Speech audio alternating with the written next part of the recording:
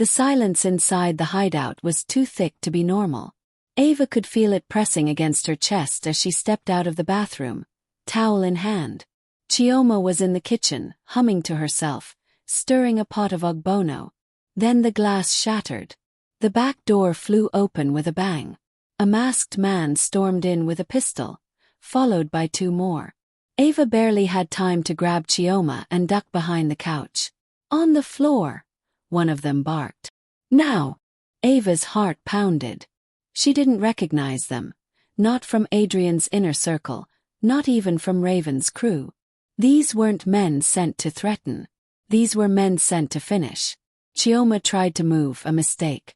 A dart flew from one of the attacker's sleeves and buried itself in her neck. She gasped, slumped forward, unconscious. Ava screamed and reached for the kitchen knife near the sink, but the moment she stood, a gun was pointed at her forehead. "You move, you die," the leader growled. "Mr. Cole sends his regards." Click. The sound of a bullet sliding into the chamber. So this is it, Ava thought. After everything, this is how I go. Bang. But it didn't come from the gun pointed at her. The man in front of her dropped. Shot clean through the head. The other two turned, too late. 3 more shots echoed in the small house. One man crumpled into the pot of ogbono. The other hit the floor with a groan. Ava turned toward the door. Raven stood there, gun in hand, face unreadable. "You're welcome," he muttered. Ava's knees buckled. She crouched beside Chioma, feeling her pulse. It was faint but steady. What are you doing here?" she asked breathlessly. "You were supposed to kill me." Raven looked at her. Tired, conflicted, something different in his eyes now. "Lucian died because of loyalty," he said. "Mine was always to him. Not Adrian. Not anymore. So what? You switch sides and show up like some hero." "No," he said, holstering his gun. "I'm not a hero. I'm just the last one left who gives a damn whether you make it out alive." Ava stared at him. He wasn't lying. He wasn't pretending. "Adrian wants you dead," Raven continued. "He thinks you're working with someone, feeding the media. But it's worse than that, Ava. He's unraveling. He's desperate. And desperate men don't think. They destroy." Ava looked down at Chioma's sleeping form. "Then help me destroy him first." Raven nodded slowly. "From now on," he said, "we move together." The grave was unmarked. Tucked behind a crumbling church in Ape, surrounded by bush and rusted zinc fencing, it was the kind of place Lagos forgot, the kind Lucian might have laughed at once. Now it was where Ava knelt, hands trembling. No crowd. No flowers. No priest. Just her. And the man who once tried to save her. Raven stood a few steps away, arms folded, giving her space. "He didn't deserve this," Ava whispered. Her voice cracked. "Lucian wasn't perfect, but he died trying to get me out. I never even got to say thank you." The wind was sharp. Smelled like dust and regret. She placed a folded note on the stone. No name, no date. Just a message scrawled in pen. "You were the only real thing in a world built on lies." Ava stood. Her face hardened. "Adrian doesn't get to walk away from this." Raven didn't respond. But she could feel his eyes on her, calculating, unsure if she had what it took to finish what Lucian started. Back in Lekki, Chioma was sitting up on the couch, sipping Lipton tea with trembling hands. She looked pale but alert. "So, we're trusting Raven now?" she asked as Ava walked in. "We don't have a choice," Ava said. "Adrian's men know where we are. If he wanted us dead, we'd be dead already. He's playing a game." Chioma blinked. "Why?" Ava hesitated. "I don't know." But she did know one thing. Something had changed.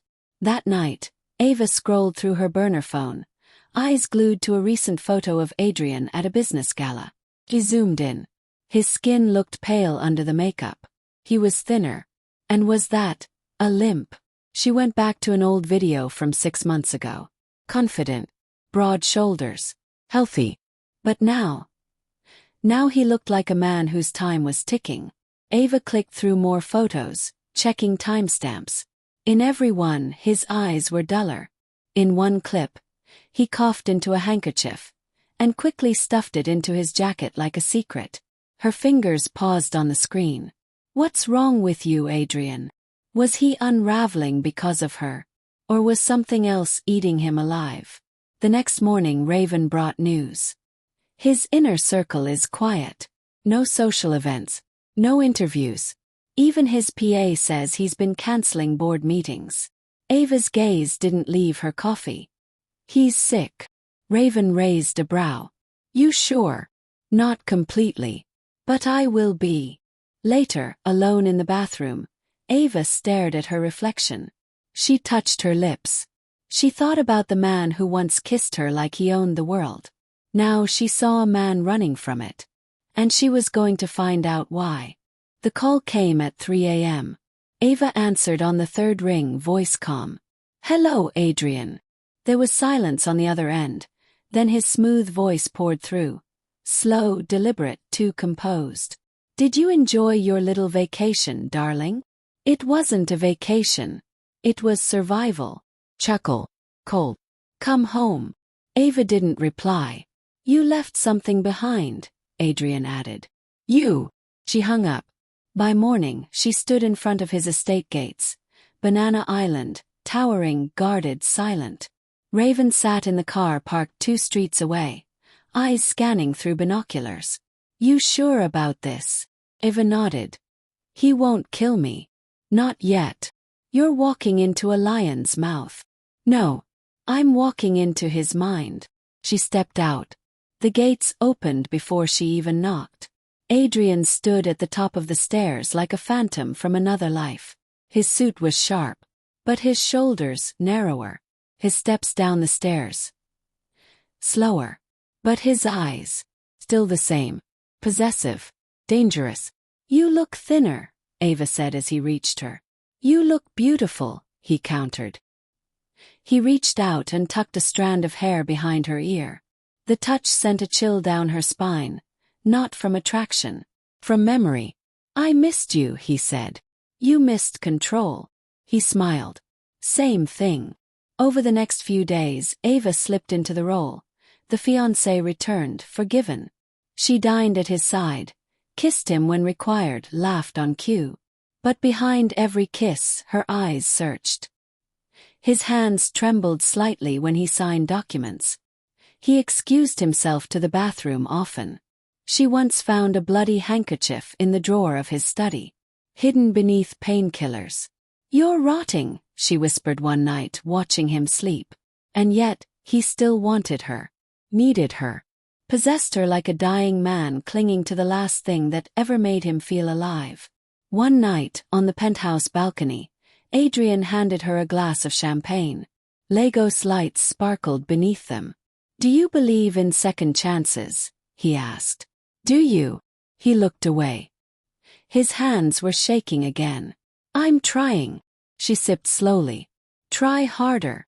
Behind them a camera, planted by Raven, blinked once, silently capturing every moment. Inside her new prison, Ava wore a smile like a weapon. She didn't come back to fall in love again. She came back to find out what was killing Adrian Cole, and whether she wanted to save him, or finish him off herself. Ava sat in the study, staring at the wall. The house was quiet, too quiet for a man like Adrian Cole. Upstairs she could hear his soft groans, the muffled sound of a drawer opening. Then silence again. Something wasn't right. She picked up her glass of wine, untouched, and walked into the hallway. Halfway up the stairs she paused. Adrian's door was ajar. She pushed gently, and froze. He was on the floor, one knee down, trying to reach a bottle of pills under the bed. Sweat drenched his shirt. His skin was pale, and his lips were trembling. Ava moved instinctively. Adrian! Don't! He snapped, voice cracked and defensive. I'm fine. She didn't move. He finally grabbed the bottle and pulled himself onto the bed. Ava sat beside him. For the first time in a long time, she didn't speak to manipulate, seduce, or calculate. Tell me the truth, she said softly.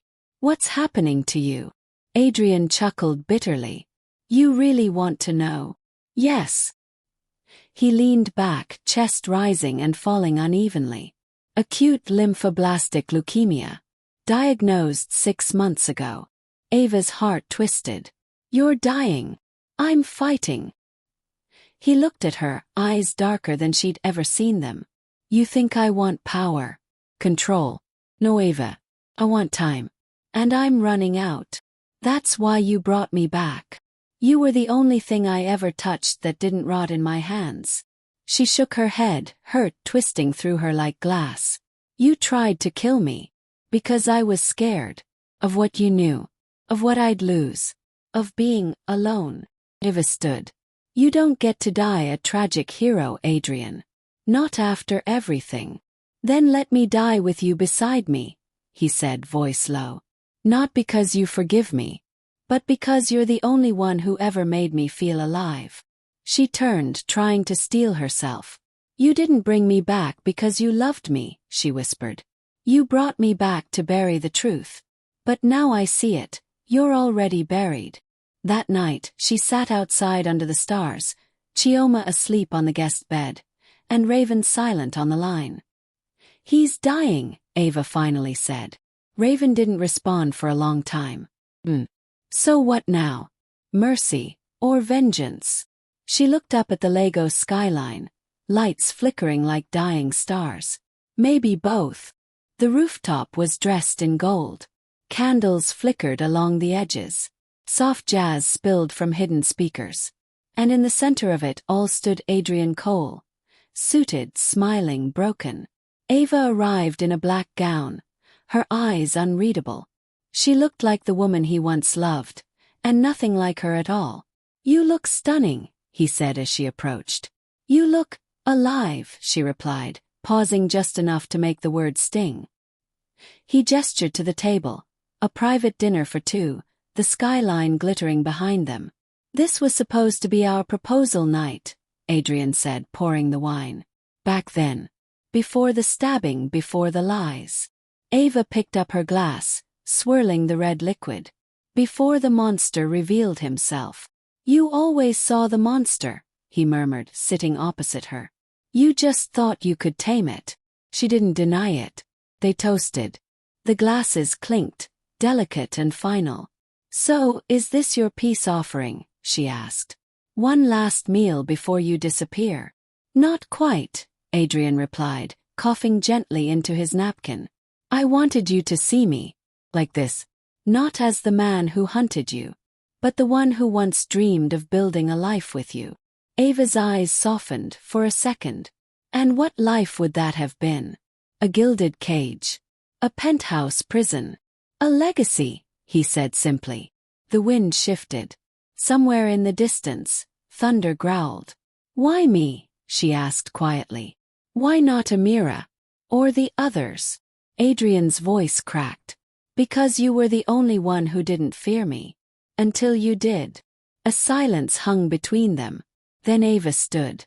You're dying, Adrian. But you're still playing God. Still trying to write the ending. She walked to the edge of the rooftop, looking down at the shimmering chaos of Lagos. You don't get to write mine. Behind her, she heard the clatter of a glass. Adrian was gripping the table, shaking. The wine dripped from his mouth. His pupils dilated. He looked up at her, betrayed, confused. You poisoned me. No, Ava said, turning to face him. You poisoned everything. I just returned the favor. He slumped back in the chair, breath shallow. I loved you, he gasped. You tried to own me. She walked over, leaned down and kissed his forehead. Rest, Adrian. There's nothing left to fight. He blinked once. In a stillness. Downstairs, Raven waited by the car. Chioma sat beside him, gripping her seatbelt like a lifeline. Ava stepped in without a word. Is it done? Raven asked. She nodded. What now? Chioma whispered. Ava looked ahead as the engine started. Now we disappear. And let Lagos bury its own ghosts.